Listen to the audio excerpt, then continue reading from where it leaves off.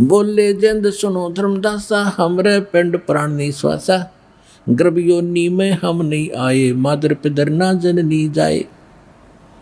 शब्द स्वरूपी रूप हमारा, क्या दिखलावे आचार विचारा, सत्य ब्राह्मण की है हत्या, जो चौका तुम देवो नित्या।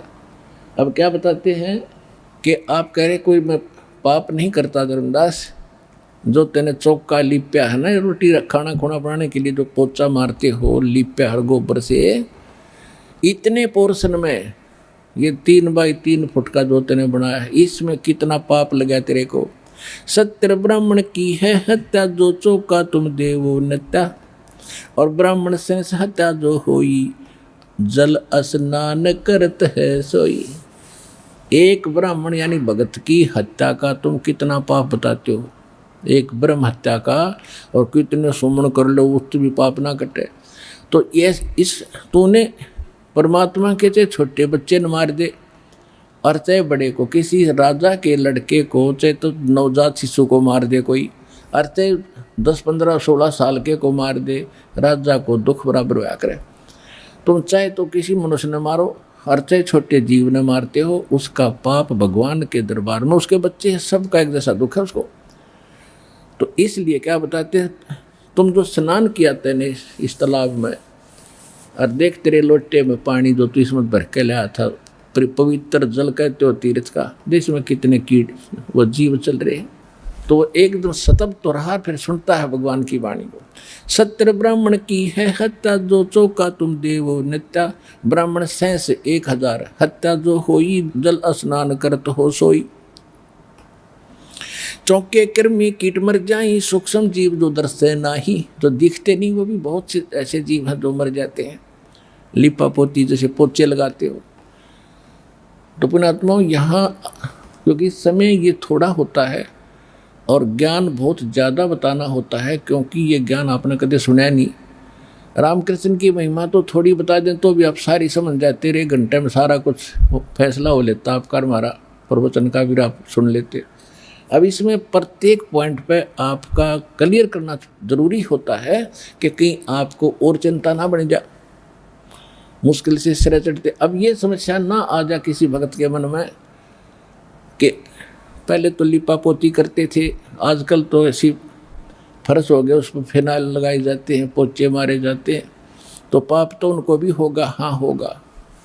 लेकिन ऐसा है कि जैसे कोई किसी ने ड्राइविंग लाइसेंस बनवा लिया और वो गाड़ी चला रहा है और उससे किसी कारण से कोई दुर्घटना हो जाती है और कोई इंसान भी, मनुष्य भी मर जाता है, तो सबसे पहले जांच अधिकारी उसका लाइसेंस देखेगा। ड्राइविंग जो परफेक्ट आदमी है को जान के गाड़ी उठा लिया, तो अनजान है तो फिर इसने बकवाद करी है, जो चला नहीं जानता।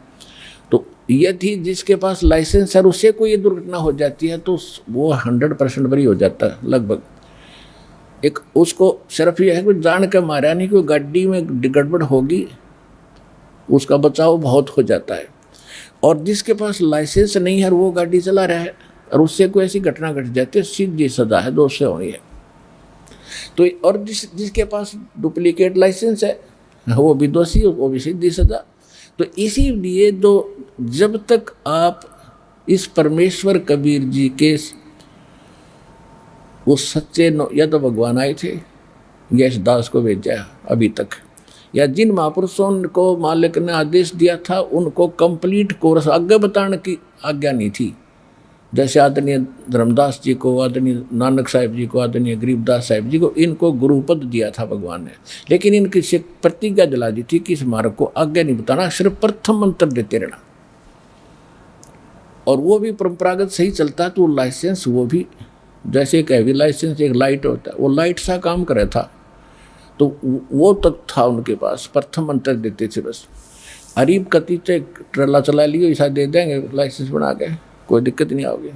तो उस समय तो नकली लाइसेंस जिसने और किसी के पास है, जब तक आप इस शरण में नहीं आए तब तक आप कोई पुण्य भी करते थे, कोई गुरु भी बना रखे थे या बिना बनाए भी कोई साधना करते थे, उससे आपको या श्री राम कृष्ण विष्णु ब्रह्म की जो साधना, ब्रह्मा ब्रह्म की साधना करते थे, दुर्गा की, चाहे कोई गुरु भी उनका अधिकारी बना भी रखा होगा, तब तक दोनों ही आपने पाप और पुण्य दोनों भोगने पड़े, क्योंकि वो अधिकारी हैं ही नहीं इस गुरु पद पे आने के।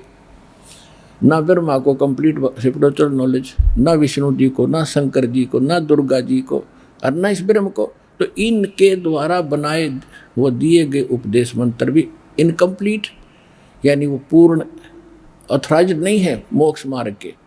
तो इसलिए उनकी साधना करने से, बताए मार्ग से, पुण्य करने से तो दोनों मिलते थे आपको, पाप भी और पुण्य भी आपके दोनों डिपॉजिट होते रहे। तो इस प्रकार से आप मोक्ष नहीं प्राप्त कर सके। और अब क्या होगा, अब आपका जो लाइसेंस बनाया जाएगा इसमें आपसे अब जैसे आपके वो पाप नहीं लगेंगे जो पोछा लगाते हो, कहीं स्नान भी करते हो, अपने कार्यवश आते जाते भी हो, और किसान खेती करता है उसमें इतना पाप बताया कि 1 हलाई और 1000 कसाई, इतना पाप एक किसान को लगता है 1 हलाई में। हलाई बोलते हैं 1 एकड़ जमीन 200 फुट लंबी 40 फुट चौड़ी। इस क्षेत्र में हल से ऐसे गुड़ाई करते थे, चक्कर काट काट के हल से।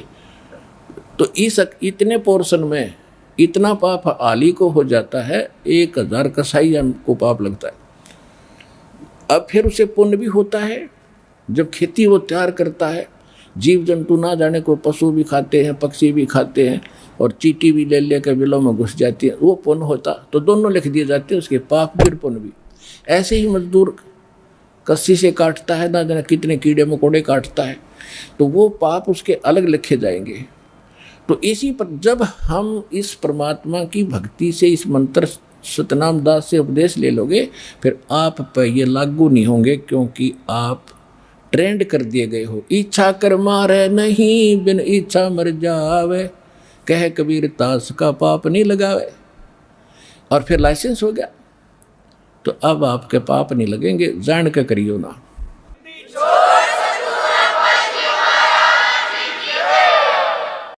और गीता जी अध्याय नंबर 18 में भी स्पष्ट किया हुआ है कि ये कर्तव्य जो कर्म है आपके। अर्जुन ने पूछा जी पाप तो इनमें भी होता है कि जब तुम्हें परम संत मिल जाएगा, उससे लाइसेंस आपको मिल जाएगा, यानी उपदेश मिलने के बाद ये कर्तव्य कर्म है, इनके पाप नहीं लगा करते।